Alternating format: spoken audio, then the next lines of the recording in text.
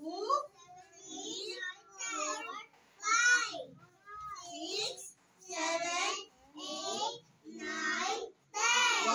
very good ang kids. Okay na, 10 lang.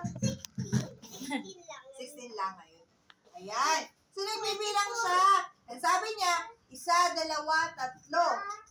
Tapos, biglang sumagot si Pikpakbong. Sabi niya, ang tatay mong kalbo. Sabi niya, di ba nangaasar siya, no?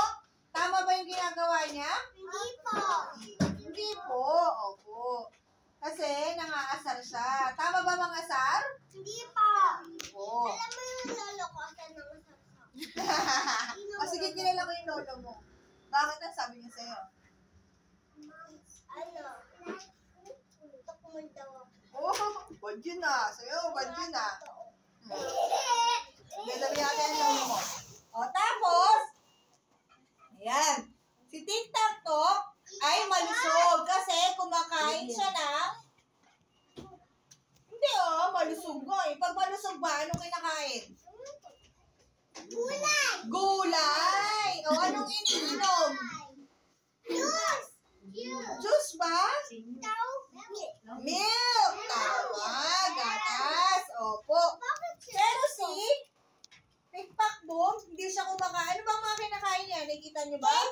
Candy! Ano pa? Ano iniinom niya? Alak.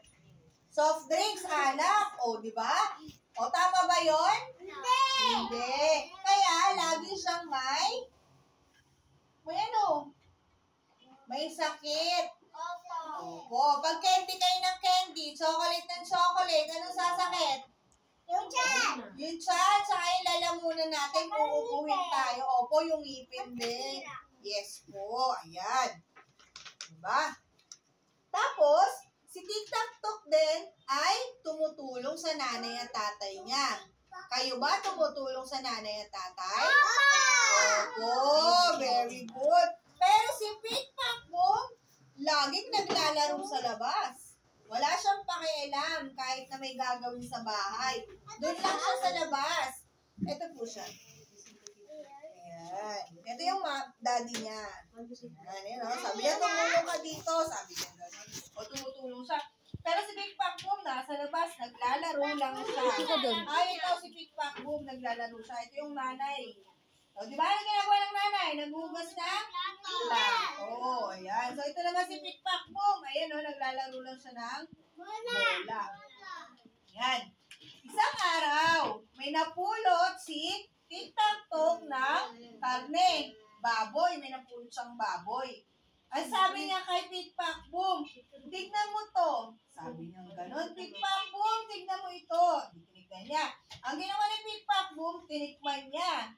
Ayan sinubo niya, di ba? Tapos, ang sinabi niya, wow, ang sarap. Sabi niya gano'n.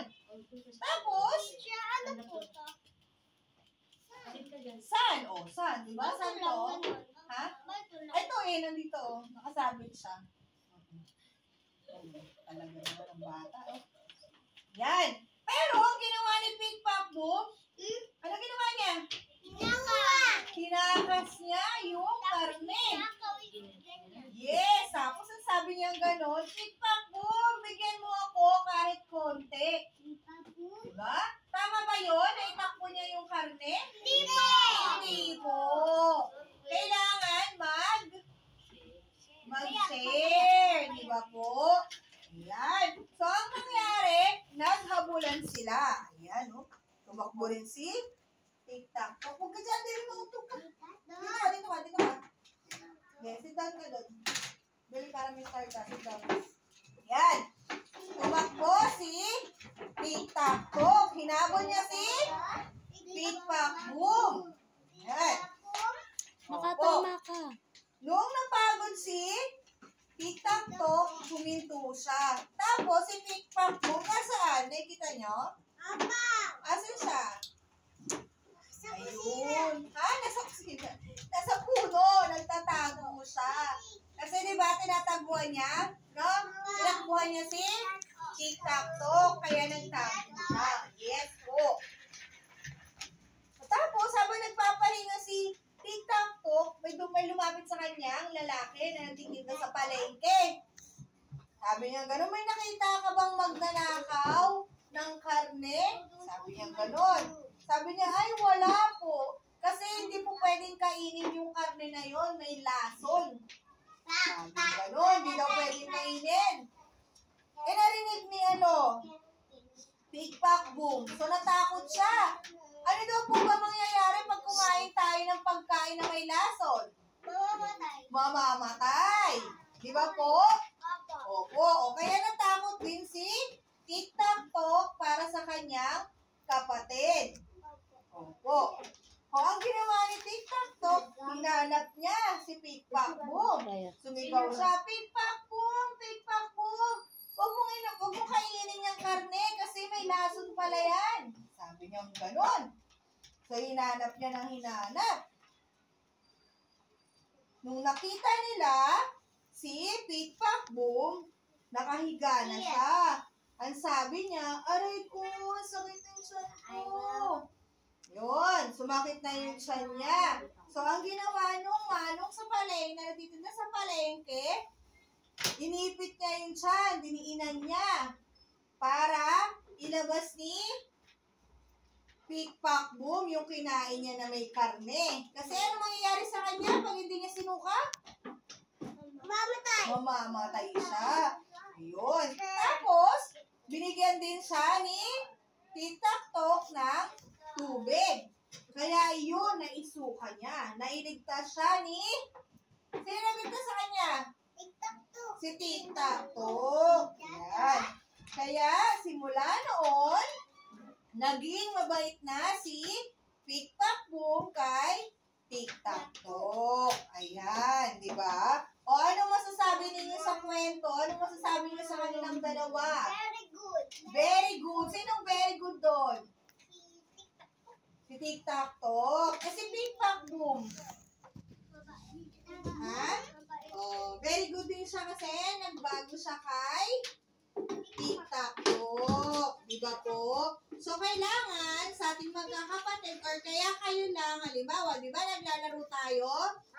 Opo. So, ano kailangan natin gawin pagka meron tayo ay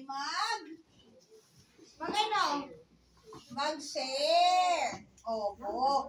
Di ba nakita niyo yung nangyari kay Pikpakboom? Ano nangyari kay Pikpakboom nung hindi siya nag-share? Pwede siyang kasi kinain niya yung lason, pwede siyang? Ha? Dead. Very good. Pwede siyang ma-dead. Galing nga. Alam ko, hindi nakikinig ka.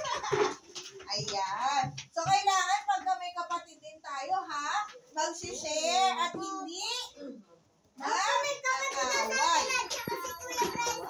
Ayan. So, dapat hindi po nag-aaway, ha? Okay. Opo, kahit hindi ninyo kapatid, kahit friend nyo, di ba? Classmate, play lang tayo, hindi tayo mag-aaway, tapos mag-share. Okay po? Very good. Ang galing, ha? O, dito yung mga nakinig. Bigyan ko